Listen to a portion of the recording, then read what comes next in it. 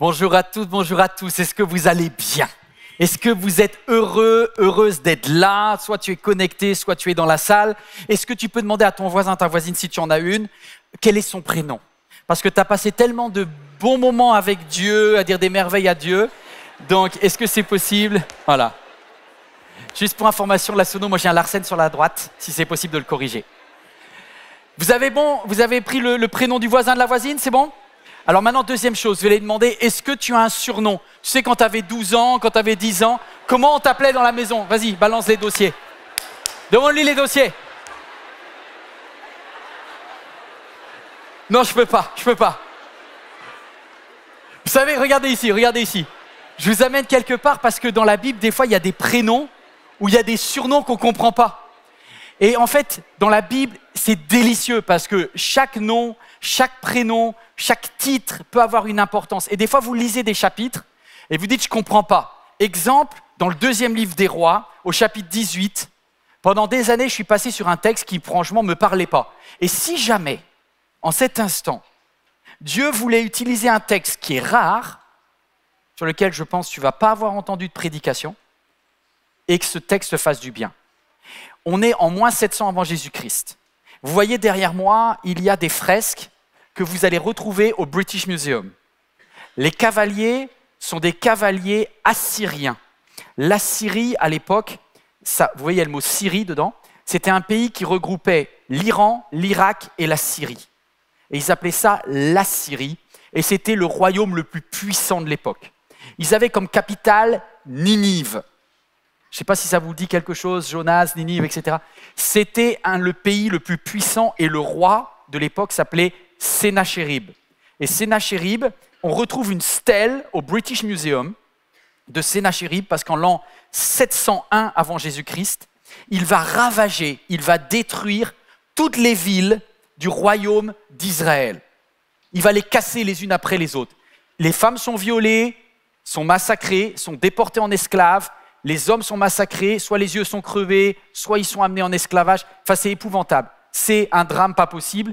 Et ça va être une purification ethnique, une déportation généralisée. Et à ce moment-là, le royaume d'Israël était particulièrement faible parce qu'il s'était divisé. Il y avait une partie qui était au nord, 10 tribus. La capitale, Samarie, a été rasée. Il n'y a plus rien. L'ancien roi, c'était Akab, il n'y a plus rien. Tout est détruit. Et du coup, il n'y a plus que sur les tribus d'Israël, il n'y a plus que 2 tribus qui sont restées fidèles près de Jérusalem, avec au milieu le temple de l'Éternel qu'avait construit Salomon, et un tout petit reste. Ils sont quelques milliers, pas grand monde, mais ils ont un bon roi.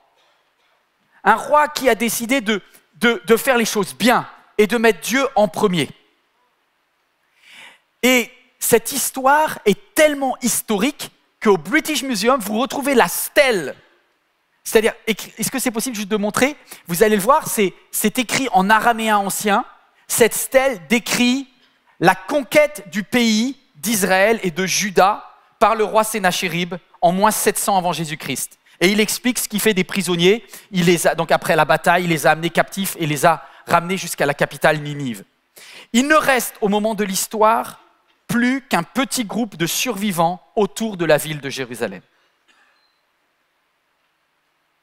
Un petit groupe de survivants. Je ne sais pas si ça parle à quelqu'un, parce que si je regarde dans quel état est ta famille, il y a eu tellement de conflits, tellement de divisions, tellement de galères, entre le chômage, peut-être des divorces, peut-être des conflits de famille, conflits d'héritage, conflits de ceci.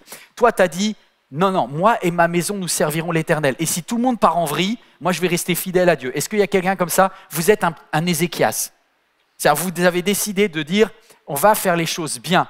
Lorsque Ézéchias devint roi à Jérusalem, il va partir d'une situation catastrophique et il va remonter progressivement le niveau. Il nous est dit que Ézéchias fit ce qui était droit aux yeux de l'Éternel, entièrement comme l'avait fait son ancêtre David. Il fit disparaître tous les idoles, tous les trucs, le paganisme, les hauts lieux, tout ce qui était mauvais. Il dit, on va faire les choses bien. Il mit sa confiance en l'Éternel. Est-ce que toi qui regardes ce message, tu as mis ta confiance en Dieu dans ce qui concerne ta vie sentimentale, dans ce qui concerne ta vie professionnelle, en ce qui concerne peut-être tes neveux, tes nièces, tes enfants, est-ce que tu as mis Dieu comme étant celui sur qui tu comptes dans la vie, pour le moment présent, pour l'avenir et pour l'éternité? Est-ce qu'il y a quelqu'un qui a fait ça? Alors regardez ce qui se passe. Progressivement, l'Éternel affermit la royauté d'Ézéchias. Et pendant 14 ans, ça va aller de progrès en progrès. Et là, tu te dis, c'est quand même bien d'avoir pris mon baptême, c'est quand même bien d'avoir fait le choix de Dieu, parce que quand même, je n'ai jamais vu le juste, celui qui est droit, abandonné. Parce que l'Éternel veille et protège ceux qui lui font confiance. Vous êtes d'accord avec ça? Jusqu'au verset 17. Après 14 ans de paix et de sécurité, le roi d'Assyrie envoya une armée. Jusqu'à présent, il n'avait pas attaqué le royaume fidèle. Il avait détruit tous les autres, mais pas le royaume fidèle. Mais la 14e année du règne d'Ézéchias, Sénachérib, le roi d'Assyrie, monta avec une puissante armée. Qui l'envoya? Le roi d'Assyrie envoya à Jérusalem vers le roi Ézéchias Tartan, Rabsaris et Rabshakeh avec une puissante armée. Ils montèrent, ils arrivèrent à Jérusalem et ils vont encercler la ville. Dis à ton voisin, ta voisine, ou à toi qui es devant ton écran, je te le dis, tu es encerclé mon chéri, tu es encerclé ma chérie. Ça fait un peu peur comme ça, mais c'est la vérité. En fait, tu es précieuse aux yeux de Dieu, tu es précieux aux yeux de Dieu et Satan en veut à ta vie. Voilà ce qui se passe. La vérité, c'est que même si vous avez choisi Dieu, même si vous avez fait les choses bien, vous ne serez pas débarrassés des attaques du diable. Le thème que j'ai aujourd'hui à partager avec vous, c'est comment détruire les stratégies du diable. Parce qu'il y a des stratégies du diable contre ta vie. Tartan, Rabsaris et Rabshakeh. Je vous ai dit tout à l'heure, connaissez les surnoms. Parce qu'il y a des réalités, des secrets bibliques extraordinaires là-dedans. Est-ce que quelqu'un veut, dans un premier temps, on va étudier les 3 stratégies du diable contre ta vie, et dans un deuxième temps, on va voir comment y répondre. Le grand 2, c'est « Et le roi Ézéchias leur opposa Eliakim, fils d'Hiskija, chef de la maison du roi, ainsi que Shebna, le secrétaire, et enfin, l'archiviste Joach, qui était le fils d'Azaph. » Voilà, ça fait beaucoup de prénoms. Allez, regardez ici. On se reconcentre. Les 3 méchants, les 3 stratégies diaboliques, c'est Tartan, Rabsaris, Rabshakeh. Les 3 stratégies divines pour résister, c'est Eliakim, Shebna et Joach. Mais je vais vous laisser encore le temps pour tout intégrer ça. Grand 1, les 3 stratégies diaboliques, c'est les mêmes. En fait, Satan a dans son jeu de cartes, il a 3 cartes. Il a 3 atouts. Et il va tenter, selon qui vous êtes, votre personnalité, il va sortir une carte à laquelle vous êtes sensible. J'ai une pensée pour tous ceux qui ne vont plus à l'église. J'ai une pensée pour tous ceux qui ne regardent plus de messages en ligne. Tous ceux qui, à un moment pourtant, avaient dit « Dieu, je te suivrai tous les jours de ma vie », qui s'étaient engagés avec lui mais qui ont disparu. Ne les jugez pas, mes amis. Ça veut dire qu'ils se sont fait cartonner soit par Tartan, soit par Rabsaris, soit par Rabshakeh. Et je peux vous dire, votre adversaire, le diable, est un lion rugissant et il dit « À qui le tour ?» À qui le tour? Vous n'avez pas à lutter contre la chair et le sang, mais contre des puissances dans les lieux célestes. Il n'attaque pas seulement ceux qui sont infidèles, il attaque aussi ceux qui sont fidèles à Dieu. Et c'est pour ça qu'il y a des êtres chers dans ta famille ou dans tes amis qui étaient avec toi quand tu as pris ton baptême, mais qui ne sont plus aujourd'hui. Et je prie pour eux et je crie à Dieu, « Seigneur, protège-moi. Aide-moi à bien discerner les stratégies diaboliques et surtout à bien mettre en place les contre-feux divins. » Grand 1, le premier des ennemis, c'est Tartan.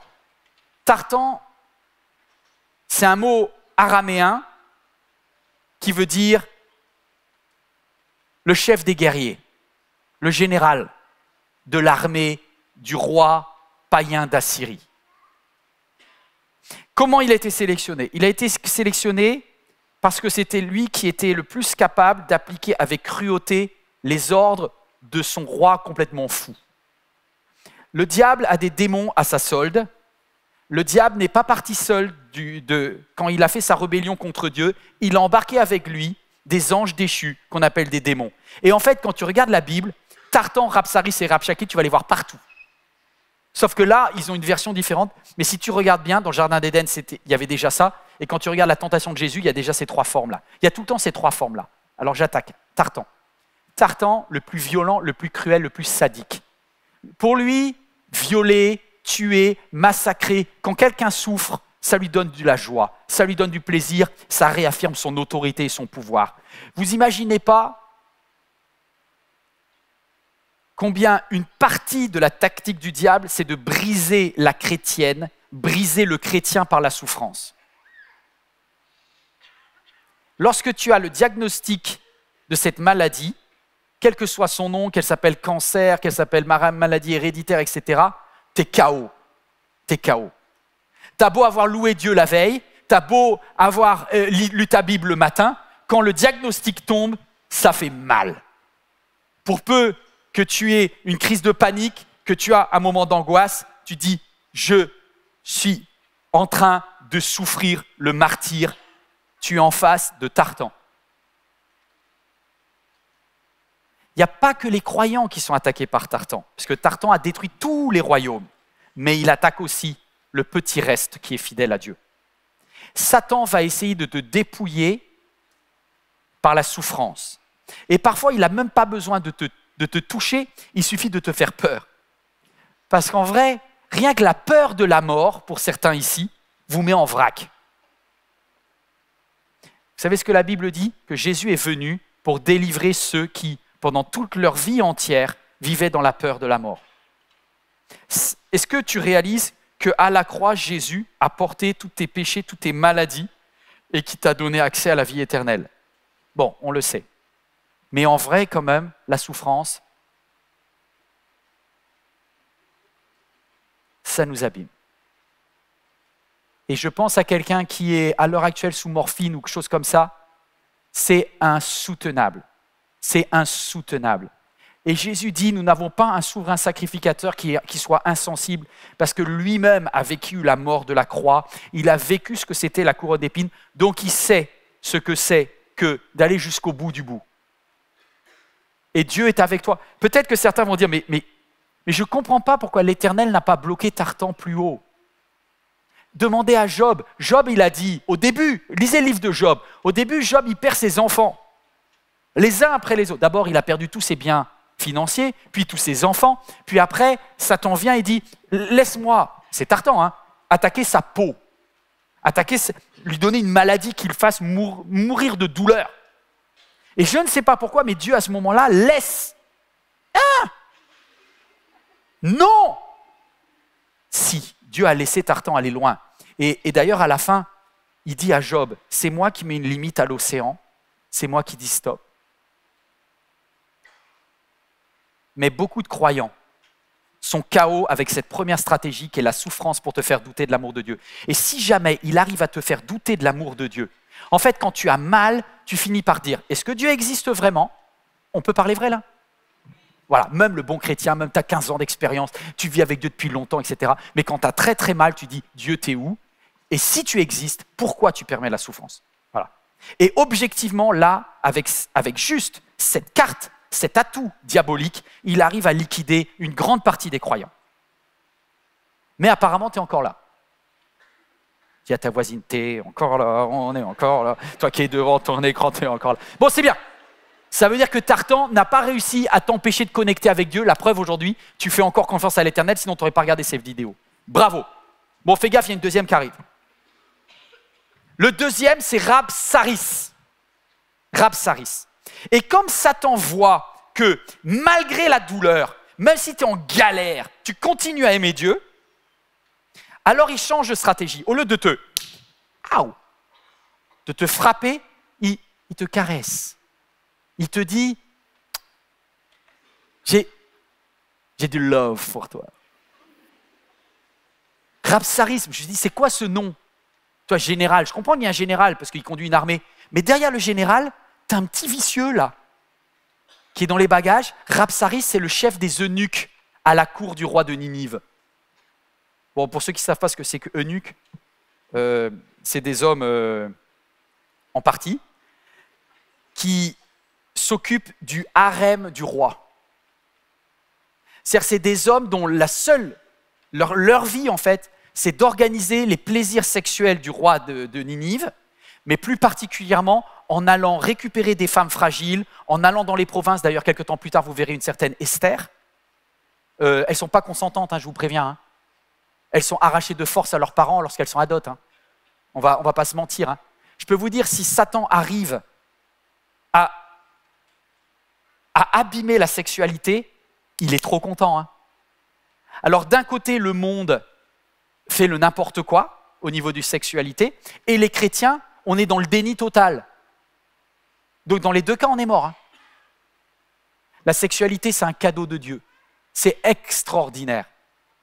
Dieu l'a inventé dès le début. Parce que cet acte d'union, il est formidable et il est fait pour ton épanouissement. Mais du coup, Rabsaris va essayer, au lieu de faire que l'homme et sa femme ne soient qu'un, il va essayer de foirer la relation, de vriller la relation. Et ça va partir dans les multiples partenaires, et ça va partir dans de la violence, dans du viol, dans des choses tordues. Et ça, c'est l'objectif de Satan. Il est là et il se dit, je vais essayer de les séduire par Rabsaris. Parce que si Tartan n'arrive pas à te mettre KO, Rabsaris, par son côté séducteur, va réussir à le faire. Tu sais, ce collègue au travail, il est marié. Fais pas semblant, tu sais, dis oui. Il est marié. Tu vas me dire, ouais, mais c'est qu'un verre, c'est rien. Et puis, non, et puis c'était juste à la machine à café, on a échangé le numéro, mais il n'y a rien, il n'y a pas d'intention mauvaise. De ton côté. Et quand même, tu es en train de te mentir. D'accord ? Cette collègue a tous les avantages que ta femme n'a pas. Tu vois, elle ne te prend pas la tête quand tu rentres le soir, tu vois. Elle est là, ah, il est beau, machin, etc. Et quand tu vas à l'église avec ta chérie, tu as l'impression d'être le dernier des... Tu te dis, mais Seigneur, je me suis trompé.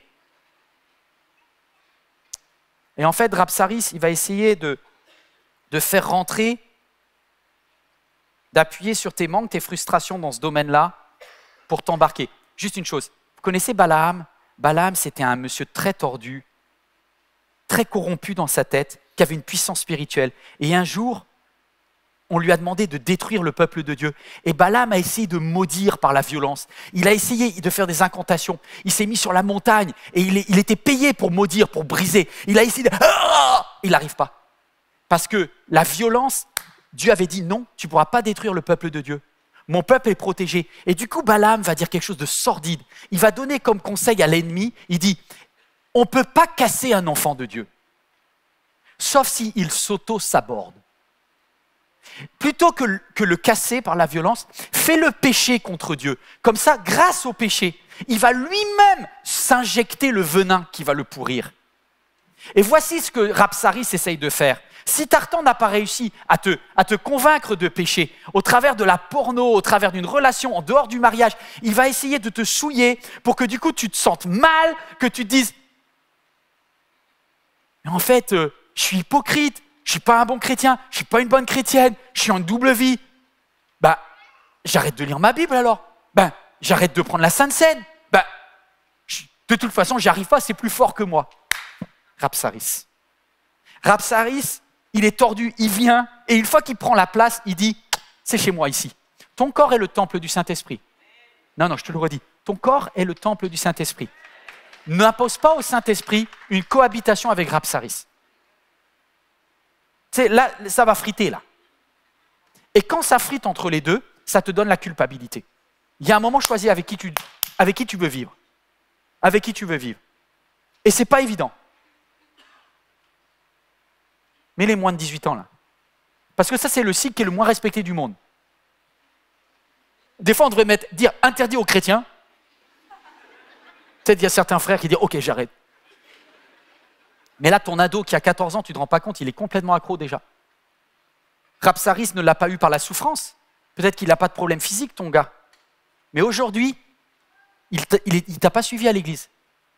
Il n'a pas voulu regarder ce message. Et toi, tu dis, ouais, il n'est pas intéressé par les choses de Dieu. Peut-être que si, mais peut-être qu'il se sent nul. Peut-être qu'il se dit, je ne suis pas un bon chrétien, je ne suis pas une bonne chrétienne. Et au lieu d'arriver à la maison en disant, ouais, mais je t'oblige à... Parle-lui, qu'est-ce qui te bloque vis-à-vis de Dieu? est-ce que les chrétiennes et les chrétiens, je parle aux parents là, est-ce qu'on pourrait avoir des belles discussions sur la sexualité avec nos enfants, en positif, et pas en « arrête de regarder ça ». Parle-lui de ce que c'est que l'amour qui est beau, elle est extraordinaire, comment la sexualité c'est un don de Dieu, que c'est un kiff que Dieu a inventé. Amen. Il y en a qui disent « j'ai jamais connu ça ». Eh bien, invente. Non, c'est beau ce que Dieu fait. Maintenant, c'est vrai, je dois avouer, et c'est le troisième ennemi, vous me voyez venir, numéro 3, Rabshakeh. Rabshakeh, il va dire « Dieu est en retard ». Grand 3. Rabshakeh. Rabshakeh. C'est qui lui? Déjà, ils ont amené le chef des tordus, là. Maintenant, c'est qui qu'ils amènent?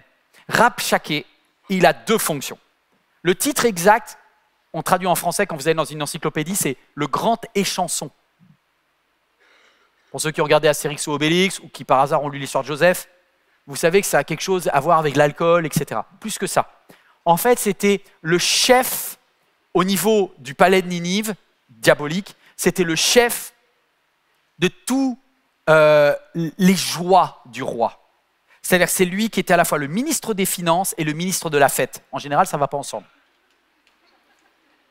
Mais Satan est riche sur la terre. En fait, la vérité, le budget de Satan, il commence sur la terre et il finit sur la terre.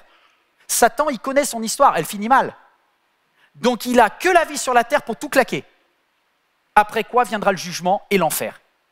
Donc, Satan, il a une somme qu'il doit vite craquer pour toi afin de t'attirer loin de Dieu, afin que tu puisses aller en enfer avec lui. Et pour ça, il a envoyé Rabshakeh. Et Rabshakeh, il va commencer en disant « Ta vie sur la terre, elle est pourrie quand même. » Objectivement, quand je regarde, pour quelqu'un qui donne sa dîme, pour quelqu'un qui est fidèle dans ses offrandes, galérer autant à chaque fin de mois, hein, tu trouves que Dieu est vraiment celui qui pourvoit? Il va commencer Rabshakeh en disant « Est-ce que tu crois que c'est sans l'approbation de Dieu, sans l'accord de l'Éternel, que je suis venu contre cet endroit pour le détruire? C'est même l'Éternel qui m'a dit « Monte contre ce pays et détruis-le. » C'est un menteur. Mais vous savez, des fois, plus le mensonge est gros et plus ça passe. Et quand Satan, il te dit « Tu es en train de vivre la misère parce que Dieu est contre toi. » Déjà, tu fais tout bien, tu essaies de galérer. Tu élèves cet enfant en maman célibataire, tu as déjà la pression. Si en plus, quand tu écoutes la voix de Rabshakeh qui te dit « Mais en plus, Dieu est contre toi », mais tu vas exploser, tu vas éclater. Dis-lui « Mais tais-toi, je suis une fille du roi des rois. » Il y a un homme là dans la salle ou devant son écran, mais n'écoute pas toutes ces voix qui te détruisent à l'intérieur, comme si l'Éternel est contre toi. L'Éternel n'est pas contre toi, il est avec toi. Maintenant, oui, il t'est entouré. Mais il n'est pas à l'intérieur. Il ne le laisse pas rentrer dans Jérusalem. Il ne le laisse pas rentrer dans Jérusalem. Alors, il va tenter, il va proposer des trucs. Vous avez des... Ah non. Vous ne connaissez pas Rabshakeh. Il va vous faire tout voir en négatif. Regarde, éteins-moi un petit peu la lumière, s'il te plaît. Il va essayer de mettre du sombre dans ta vie. Il va dire, regarde, la voiture est en panne. Regarde l'enfant, il a des mauvais résultats scolaires. Regarde ça, ta cousine, elle te parle super mal alors que soi-disant elle est chrétienne. Tu as vu? Même l'église, on ne connaît même pas ton prénom. Et là tu descends. Tu vois tout sombre. Et quand il voit que tu es à peu près cuite, là, je parle à un homme là, il te passe un coup de fil, vas-y. Comme ça. Décroche pas. Non, mais j'écoute comme... Non, décroche pas. J'écoute. Bon, allez, j'écoute. Enfant de Dieu, bonjour. Je savais que j'aurais pas dû décrocher, mais je fais comme toi parce qu'en général, tu décroches bêtement aussi. Et là, Satan te propose un deal. Rabshakeh. Comme il a proposé un deal au peuple d'Israël qui mourait de faim sur la muraille. Est-ce que vous ne comprenez pas? Ils sont en train de manger du rat. Il n'y a plus d'eau dans la ville. Ils sont en perte d'énergie. Ils sont ruinés. Ils n'ont vu aucune des promesses de Dieu. Soi-disant, le pays dans lequel ils étaient était un pays où coule le lait et le miel. Il n'y a plus de miel, il n'y a plus de lait, il n'y a plus rien. Et parfois, Dieu permet que, même si tu es une croyante, un homme de Dieu formidable, il n'y a plus rien. Enfant de Dieu, bonjour.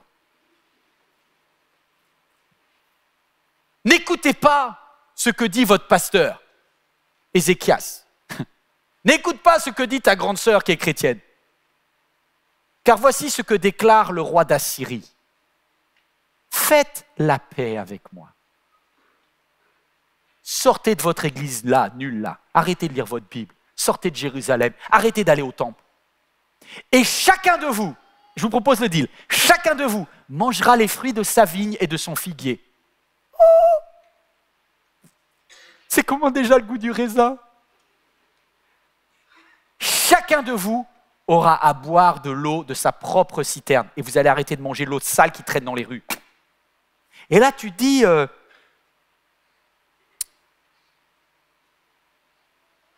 à la base, c'était des choses que Dieu m'avait promises. Parce que moi, quand j'ai signé avec Dieu, il m'a dit « Toutes choses concourent ensemble au bien de ceux qui aiment Dieu ».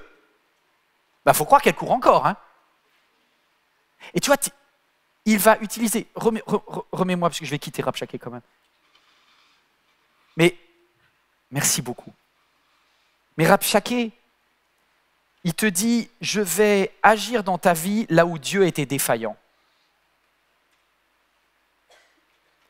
J'ai un budget. Tu veux combien? Il ne va pas le dire comme ça. Hein.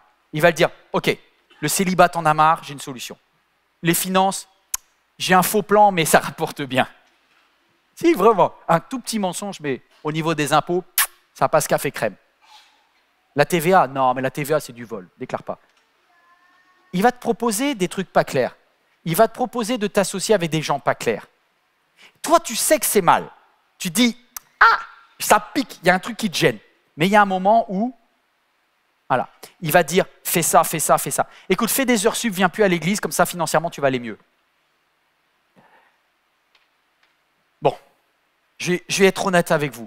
À court terme, c'est vrai. Voilà, ça, on ne le dit pas assez dans les églises. Mais à court terme, faire un deal avec Satan est plus rémunérateur sur la terre que faire un deal avec Dieu. Ça, c'est quelque chose qu'on devrait dire avant le baptême. Parce que des fois, les gens, ils prennent leur baptême en pensant qu'ils ont gagné au loto. Erreur. Tu as gagné au loto, oui, mais tu touches le prix dans la vie éternelle. C'est-à-dire, en gros, Dieu, c'est un banquier, mais type caisse d'épargne. Toi, il te dit, vous avez gagné un gros lot, mais la boîte, elle est pourrie. Alors, à l'intérieur, il y a vie éternelle, donc c'est super. Mais tu dis, on peut avoir un avant-goût, tester? Non. Là, j'enlèverai toute larme de tes yeux. Il n'y aura plus de pleurs. Et tu dis, mais là, j'habite 2 impasse des Lilas, tu as vu le bruit des voisins. Il te dit, dans le ciel, tu auras une demeure éternelle. C'est loin, pétard. C'est loin. Alors, c'est sûr que quand tu vois les bénédictions de Dieu et que tu réalises que tout ce qu'il ne t'a pas promis prospérité sur la terre complètement, tu vois. Je voudrais croire dans l'évangile de la prospérité. Est-ce qu'il y a de la bénédiction? Oui, il y a de la bénédiction de Dieu. Est-ce que Dieu veut que tu prospères? Oui. En toute chose, oui. Et il a dû prendre du temps. Des problèmes de temps. Mais d'ailleurs, il te l'a dit, il s'appelle l'Éternel. Tu aurais dû te douter avec un nom comme ça. C'était un peu long. Alors que Satan, lui, il est... Si c'était un banquier, il serait qui? Je vais balancer les noms, mais c'est Cofidis, c'est Telem, Crédipass. Satan, lui, il dit... Tu veux combien? Le virement est sur ton compte demain matin. 10 000. Vas-y pour 10 000. Est-ce que je dois te montrer quelque chose? Mais rien du tout, ma chérie. C'est bon, c'est accordé. Par contre, un petit alinéa, là. L'alinéa 14 en tout petit. Le taux de crédit est de 18% mensuel. Et là, tu dis, mais j'en ai tellement besoin de cette télé, là. Cet iPhone, ces baskets. Et après, toute ta vie, tu es en train de galérer. Il y a quelqu'un qui donne un coup de coude à son mari. Je t'avais dit, non, on n'est pas là pour régler les comptes. C'était juste une illustration. Ce qui est vrai au niveau des finances est vrai au niveau de ta vie. Ne fais pas, je parle à tous ceux qui sont jeunes là-dedans. Résistez à la tentation de consommer tout de suite. Parce que l'Éternel a des projets de paix. Et il veut te donner un avenir, une espérance. Mais commence pas à t'endetter avec quelqu'un qui crée la consommation immédiate dans ce monde. C'est dans tous les domaines, dans le domaine sentimental, dans le domaine professionnel. Ouais, tu veux travailler tout de suite, mais Peut-être qu'il va falloir que tu te formes encore. Il va falloir que tu fasses encore un peu d'effort. Tu veux te marier tout de suite. Oui, mais peut-être qu'il va falloir que tu attendes un petit peu. Le livre des Proverbes, le livre même de Cantique des Cantiques, il dit l'amour, là, on le veut tous. Pas avant qu'il ne le veuille. Tu sais, avec Dieu, il y a quand même des choses qui prennent du temps. Et on est une génération, on veut tout de suite, là. Rabshakeh, il cartonne. Il cartonne. Vous êtes toujours là ou pas? On va réussir. On va réussir. Ils sont dépités. Qui ils? Ceux qui aident le roi Ézéchias. Ils ont entendu là, ils ont entendu Tartan, la violence, la souffrance. Ils ont entendu Rabsaris, le séducteur, le perfide. Ils ont entendu Rabshakeh, le compromis, qui dit vas-y, je te fais un deal et puis maintenant tu vas consommer tout de suite. Ils sont limites. Hein. La vérité, mes amis, c'est quand tu prends 3 démons comme ça en face, ta foi, elle est comme ça. Hein. Tu dis là, Dieu intervient parce que là, je vais exploser. Et du coup, ils vont voir le vieux prophète Ésaïe dans sa petite maison à Jérusalem. Et il demande à prophète Ésaïe, qu'est-ce qu'on doit faire? Et le prophète Ésaïe dit, ne vous laissez pas effrayer. Est-ce que tu peux lire ce verset? Ne te laisse pas effrayer par les paroles que tu as entendues et par lesquelles les serviteurs, les 3, les Tartan, Rabsaris, Rabshakeh, m'ont insulté, dit Dieu. Tu sais que quand il a essayé de te séduire, tu sais quand il a essayé de te casser, quand il a essayé de t'acheter, tu sais que Satan n'aurait pas dû t'attaquer toi? Parce qu'en t'attaquant toi, qui est la fille du roi des rois, toi le gars là, qui est un homme de Dieu, il a attaqué ton boss. Et là, il n'aurait pas dû. Parce que si Satan en veut à ta vie, Dieu, il t'aime fort. Et du coup, il va dire, mettez en place 3 puissances du ciel pour répondre aux stratégies de l'enfer. Vous êtes prêts? Vous avez de quoi noter là? Notez-le, parce que ça c'est important. Sinon l'été va être compliqué là. Notez-le. 1. Eliakim, chef de la maison du roi. Tu vois, j'aimerais bien que ton surnom, ça soit Eliakim. Je ne sais pas si quelqu'un s'appelle Eliakim dans la salle ou toi devant ton écran. Mais Eliakim, c'est quelqu'un qui s'occupe en premier des affaires du roi. La première stratégie, il faut que tu sois au clair. Quand tu veux servir Dieu, c'est Dieu, il n'est pas en numéro 2, il n'est pas en numéro 3, il est en premier. Non, mais vous ne comprenez pas. Cherchez d'abord le royaume et la justice de Dieu et toutes choses vous seront données par-dessus. Tu ne peux pas faire un compromis. Tu ne peux pas dire, je vais prendre un petit peu de Rabshakeh et puis un petit peu de Dieu. Dieu cherche un homme, une femme qui dit, je suis un chef de la maison du roi, du ciel. Les ordres de mon Père céleste sont prioritaires. Avant de m'engager dans une voie professionnelle, je demande l'avis de mon boss. Non, mais ton boss, ce n'est pas ton boss de l'entreprise, c'est ton boss du ciel. Mon Dieu, toi qui es dans le ciel, toi qui es mon roi, est-ce que tu me conseilles de faire ça ou pas? Avant de déménager, avant de quitter une église, avant de partir de ta... Demande, Père, est-ce que tu es OK avec moi? Et s'il te dit non, bah, tu n'y vas pas. Et s'il te dit rien, regarde les motivations. Est-ce que tes motivations sont bonnes? Dans ce cas-là, vas-y. Est-ce que tes motivations ne sont pas bonnes? N'y va pas. Quelles vont être les conséquences pour tes enfants? Quelles vont être la conséquence? Un chef de la maison du roi, il calcule les intérêts du roi. D'accord? Est-ce que Dieu est ton sauveur ou est-ce que Dieu est ton Seigneur? Parce que ça, c'est un truc qui est incroyablement important. Dans nos églises, on aime tous « Merci Jésus, tu nous as sauvés. Dans les périodes de détresse, tu nous sauves. Quand j'y arrive pas, tu m'aides. » Il y a un moment, il dit « Ouais, mais je voudrais être pas seulement ton sauveur, je suis ton Seigneur. » C'est-à-dire que je suis numéro 1 dans les moments, aussi dans les moments faciles. Parce que tu ne peux pas tout le temps aller voir Dieu que quand ça ne va pas. Hein. Alors c'est sûr que tu as une galère, tu pries. Puis après, tu ne pries plus. Tu as une misère, ton copain t'a quitté, ah ben là, tu vas faire de la louange. Eh oh! Qu'est-ce que Dieu va faire? Pour pouvoir être avec toi, il faut qu'il fasse péter tous tes couples ou quoi? Donc arrête tes bêtises. Arrête tes bêtises. Mets Dieu en premier, point. Point. Si tu attends d'avoir des galères pour aller chercher Dieu, est-ce que ça veut dire que tu incites Dieu à t'envoyer des galères? Arrête! Arrête! Mets Dieu en premier. Est-ce qu'on a des frustrations? Bien sûr qu'on a des frustrations. Moi, la première fois que j'ai mis la stratégie d'Eliakim, c'est quand j'en avais, mais j'en pouvais plus d'être célibataire. Ça me gavait. Surtout qu'il y a l'été, là. L'été, c'est une période... Moi, je dis pas qu'il y a de bonnes périodes quand tu es célibataire. Là, moi, je le vivais mal. Tant mieux pour ceux qui le vivent bien.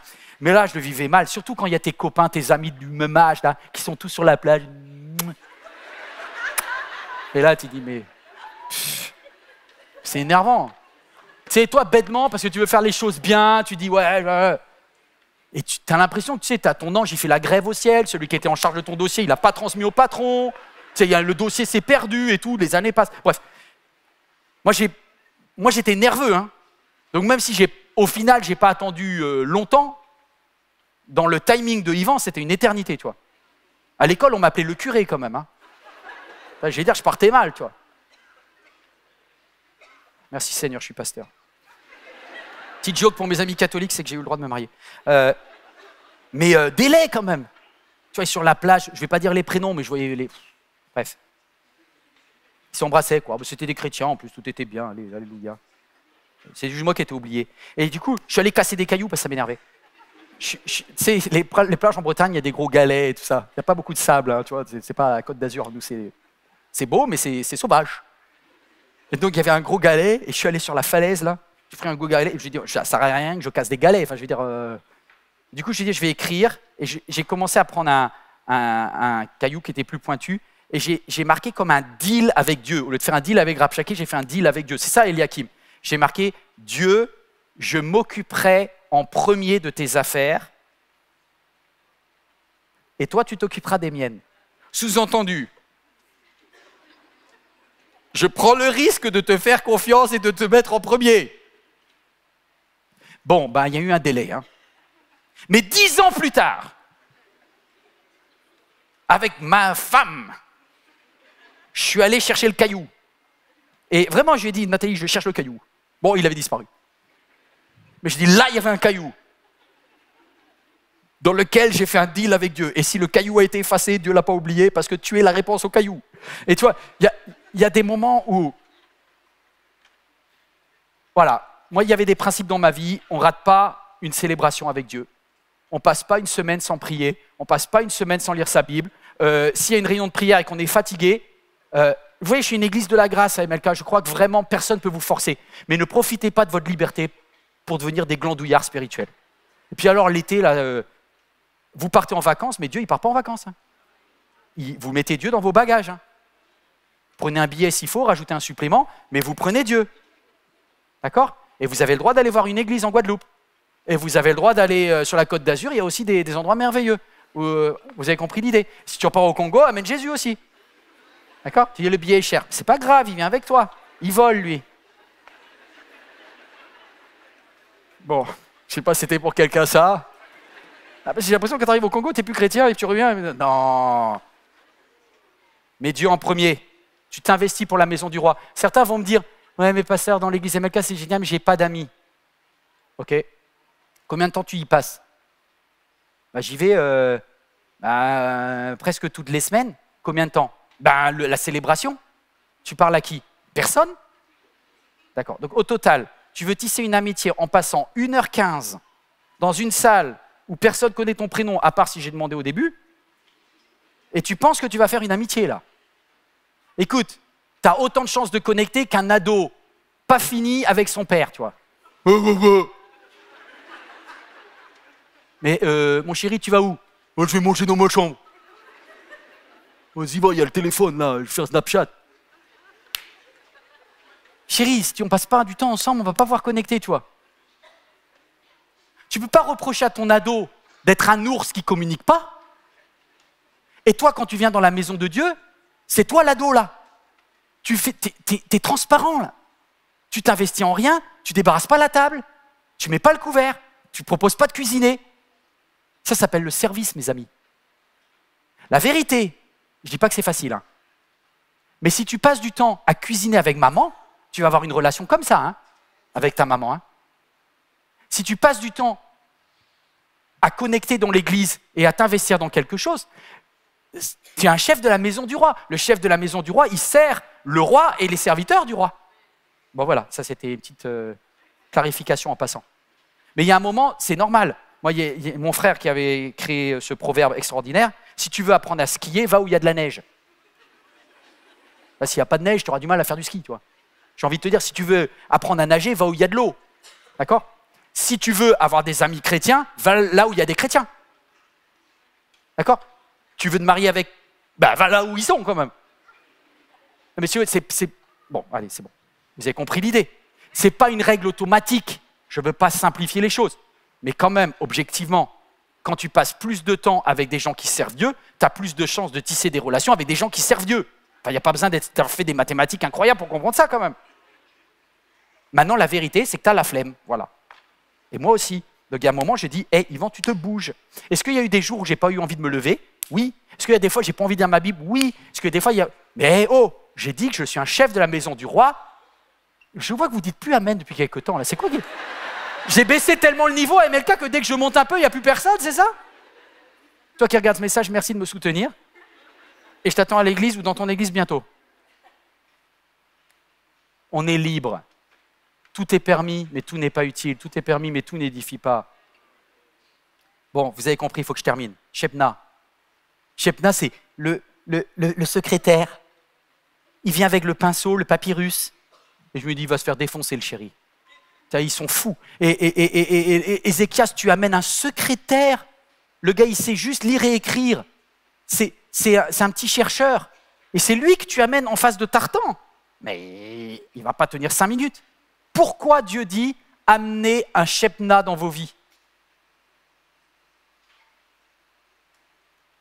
Vous ne me rassurez pas.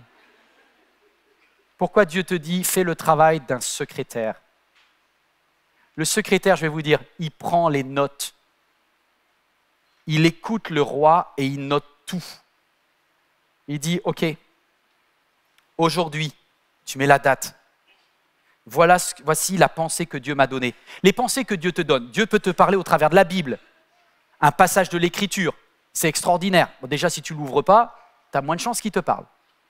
Maintenant, tu pries, tu passes un temps avec Dieu. Par la prière, moi, ceux qui le veulent, je vous invite à faire un puissance 7, de faire ces 7 fois 7 minutes. Tu ne peux pas les faire tous les jours peut-être, mais une fois par semaine, pourquoi pas? Passer juste 1 heure avec Dieu. Je vous invite à le faire. Prends des notes, parce que certains vont me dire « ouais, pasteur, Dieu, il ne me parle jamais. » Je dis « si, il t'a parlé, mais tu n'as rien noté. » Et en fait, sur le moment, ça te booste, mais 5 minutes après, tu as oublié. Parce que tu ne prends aucune note. Donc, tu demandes à Dieu de connecter avec toi, de t'écrire quelque chose, mais quand il te parle, c'est comme si ça n'a pas plus d'influence dans ta vie que Instagram. Ben, il dit, bah, reste sur tes réseaux sociaux alors. Maintenant, si tu veux vraiment écouter la voix de Dieu, parfois il parle par le tonnerre, parfois c'est un murmure doux et léger. Mais il dit, je me laisserai trouver par celui qui me cherche. Ça prend du temps, c'est pas tout de suite au bout de 10 secondes. Parfois Dieu, effectivement, peut me parler par prophétie, par quelqu'un qui me donne une pensée.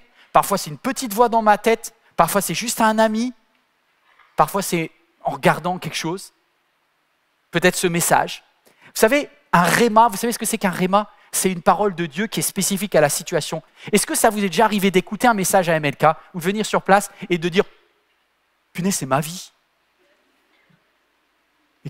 Non, mais c'est ma cousine, elle a encore tout balancé au pasteur. Non, je ne connais pas ta cousine.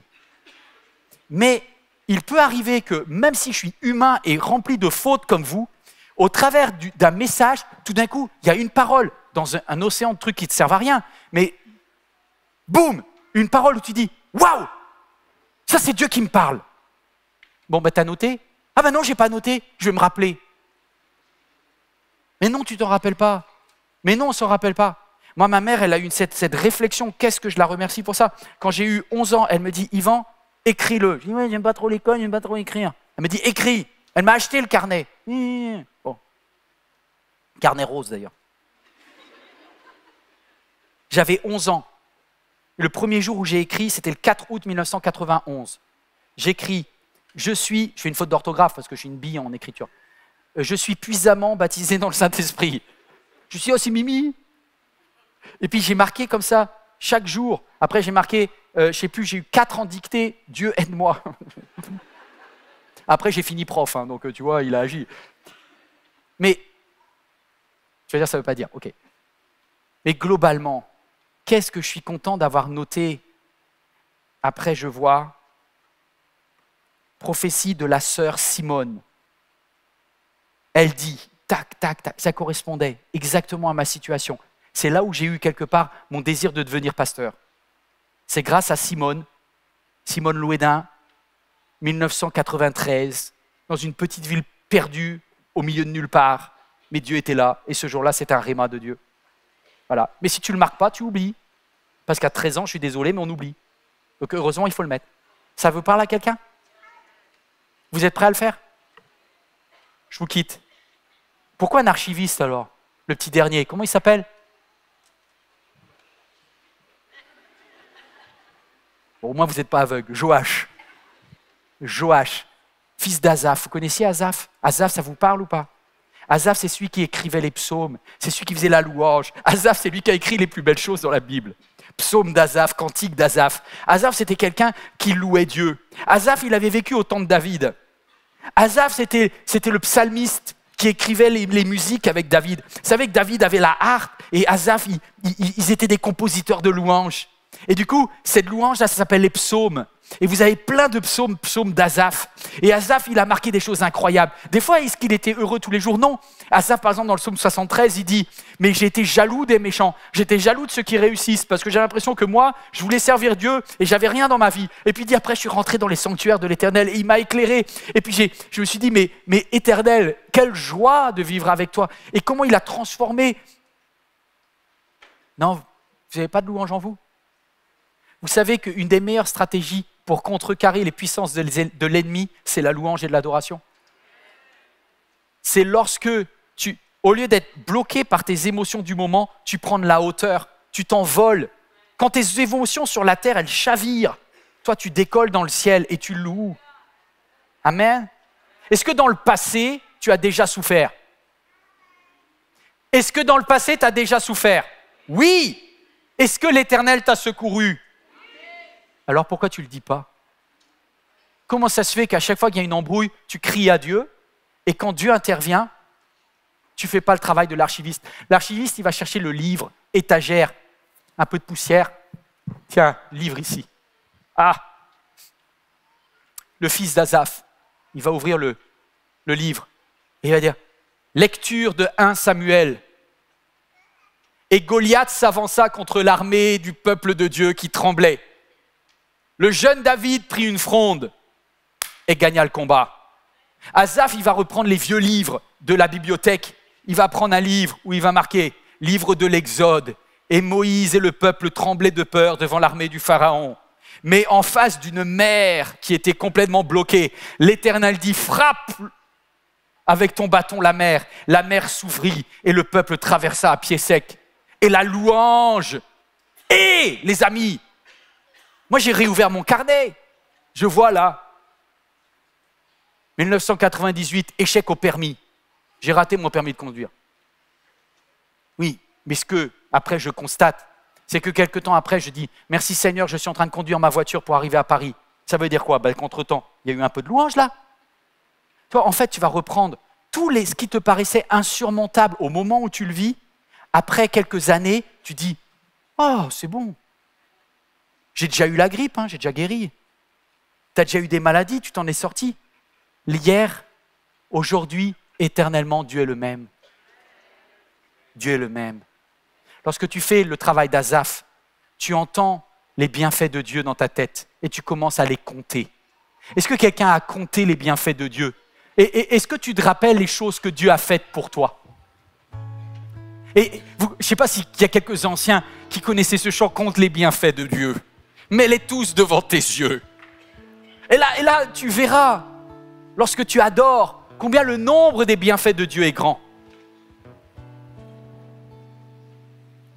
C'est lorsque un enfant de Dieu, face à Tartan, la violence, face à Rabsaris, le séducteur, ou face à Rabshakeh, qui te dit « Arrête avec le temps », tu mets en face un Eliakim, tu mets en face un Shebna, secrétaire de l'Éternel, et tu mets en face un Joach.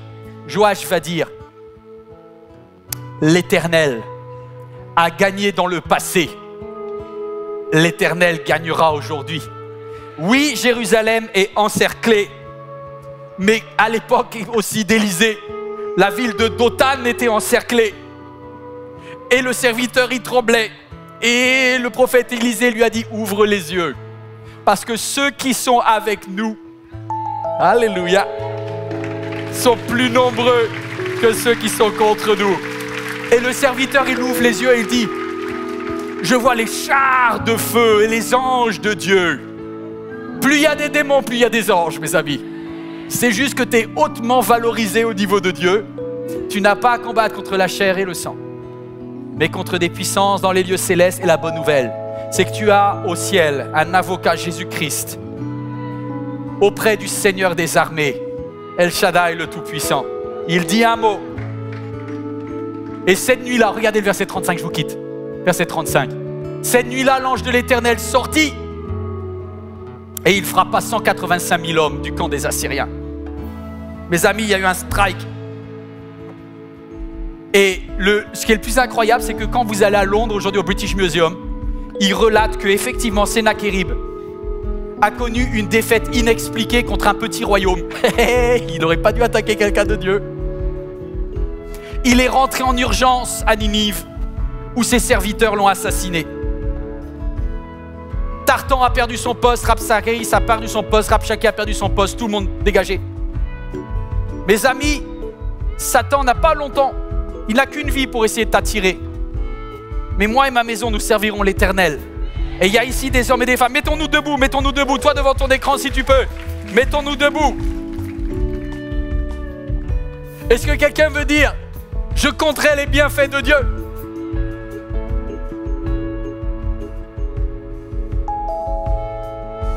Compte les bienfaits de Dieu, mets-les tous devant tes yeux. Tu verras en adorant combien le nombre en est grand.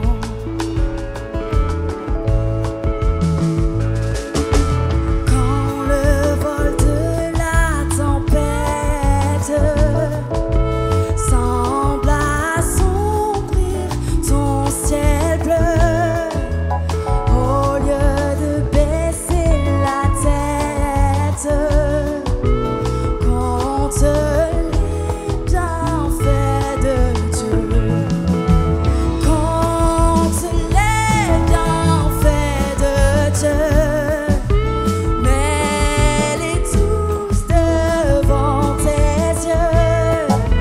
Tu verras en adorant combien le nombre en est grand.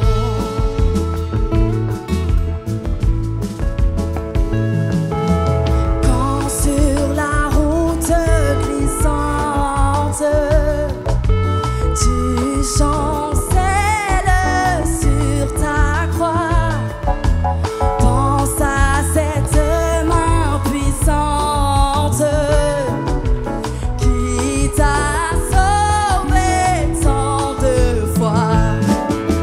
Compte les bienfaits de Dieu, mets-les tous devant tes yeux.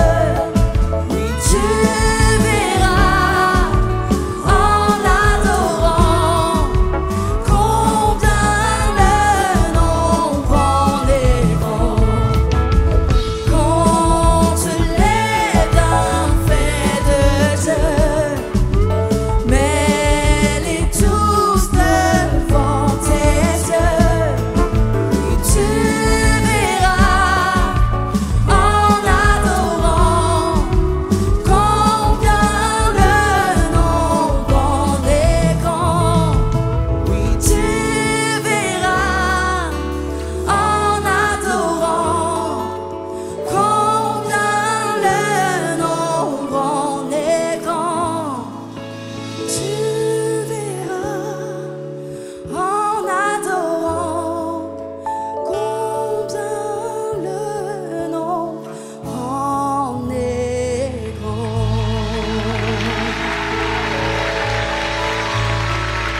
Waouh! Je fais un petit sondage là avant de vous quitter. Qui c'est qui connaît le chant? Mets-moi un peu de lumière dans la salle. Peut-être toi devant ton écran. Qui c'est qui connaît le chant là? Tous les vieux comme moi. Est-ce que vous êtes fiers d'être fidèles à Dieu depuis des années? Parce que si vous connaissez le chant, c'est que vous connaissez Jésus depuis quelque temps. Tous ceux qui ne connaissent pas le chant, vous les jeunes avec Dieu, qui avaient la passion et qui n'avaient pas encore affronté tout le monde là. Nous les vieux là, on a tapé déjà des tartans, des Rabsaris, des Rabshakeh. Et donc, on a mis en place les stratégies. Mais je voudrais vous demander quelque chose. D'habitude, c'est toujours les jeunes qui viennent louer sur le devant. J'ai dit d'habitude. Est-ce que les anciens, là, je sais que ça ne se fait pas trop dans notre église, là-bas, mais est-ce que juste pour faire un pied de nez à l'adversaire, le diable, qui a essayé de nous garder bloqués, tétanisés, nous, les anciens qui connaissons le chant, on peut aller dans les allées, là, et venir sur le devant. Venez, venez, on va chanter à Dieu. On va chanter à Dieu. Venez, venez, venez, venez. Tous les vieux comme moi, là. Si vous connaissez le chant, c'est que c'est pour vous. Venez, venez, venez, venez. Venez, venez, venez, venez. Hé, on va être honnête, là. Ah, ça me fait plaisir d'en voir quelques-uns. Wow, il y a des jeunes aussi. Il y a des jeunes qui ont connu les chants. Venez, venez, venez, venez. Venez, venez, venez. Les amis, vous savez ce qu'on va faire? On va reprendre. On va le reprendre. Et quand on va le chanter, écoutez bien, vous tous qui êtes restés à votre place, vous avez très bien fait, il n'y a aucun problème. On va prier pour vous. On va prier pour que Dieu vous garde. On va prier pour que vous puissiez durer avec Dieu. Vous l'avez bien compris un instant, Père? Nous qui avons vécu déjà pas mal d'été et pas mal d'hiver, on prie pour ceux qui sont là. Seigneur, protège-les. Qu'ils ne craignent pas ni Tartan, ni Rabsaris, ni Rabjaké. Seigneur, qu'il y ait dans cette nouvelle génération des Eliakim, des filles du roi. Qu'il y ait des Shemna qui prennent avec attention des notes sur ce que Dieu a comme projet pour leur vie. Qu'il y ait de la louange dans nos vies, du lever du soleil jusqu'à son coucher. Alléluia. Est-ce qu'on peut juste reprendre le refrain? Compte les bienfaits de Dieu. Oh. Oh. Fais monter la louange. Compte les bienfaits de Dieu, mets-les tous devant tes yeux. Tu verras en adorant combien le nom grand et gros. Compte les bienfaits de Dieu, mets-les tous devant tes yeux. Tu verras en adorant combien le nom grand et grand. Tu verras en adorant combien le nom grand et grand. Tu verras en adorant combien le nom grand et grand.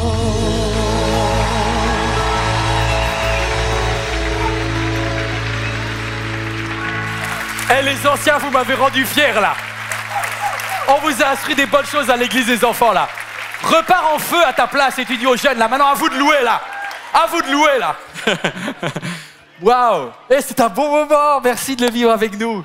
Juste pendant que tout le monde reprend place, on va se quitter là, ça va être l'heure. Vous dire que si jamais vous avez besoin de prière, à la fin de ce message, toi qui es devant ton écran, écris à prière@églisemlk.fr ou venez sur le devant, on priera avec vous, il y a une équipe qui prie et on est avec toi dans cette situation. Merci à tous les Eliakim, parce que la gestion de ton budget témoigne que tu es un Eliakim. Par tes dîmes et par tes offrandes, tu dis, je sais que je n'étais pas obligé, mais j'ai choisi de mettre Dieu en premier. J'ai choisi. Et je voudrais dire merci à tous les Eliakim. Quand tu mets Dieu en premier dans tes finances, je crois qu'il y a non seulement une bénédiction pour ta vie, mais pour tes enfants et tes petits-enfants. Et si tu n'as pas d'enfants dans la chair, par tes dons, tu as donné naissance à tout ce que je vois aujourd'hui, à des nouvelles âmes avec Dieu. Ça, ce sont tes enfants que tu les retrouveras au ciel.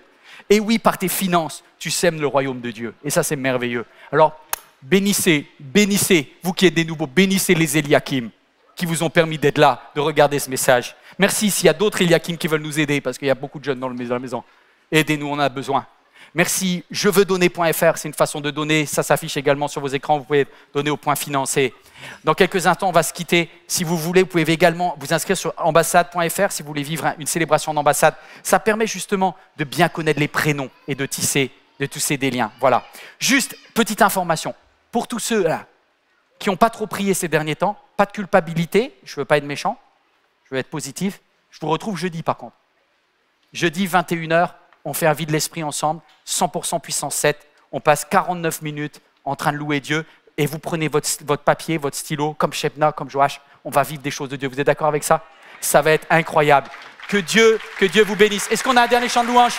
Allez, on y va, un dernier chant de louange.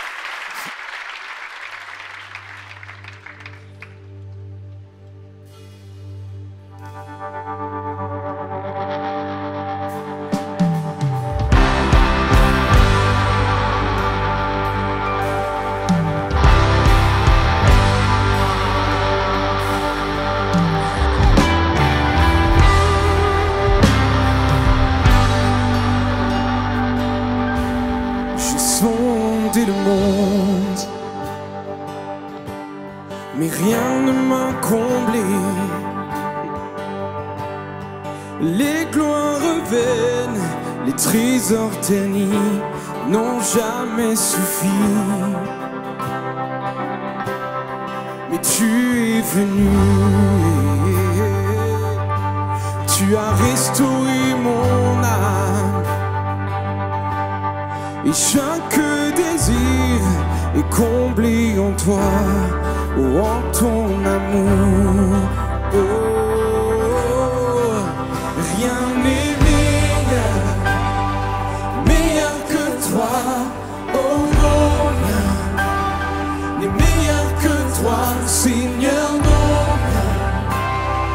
Non, rien n'est meilleur que toi.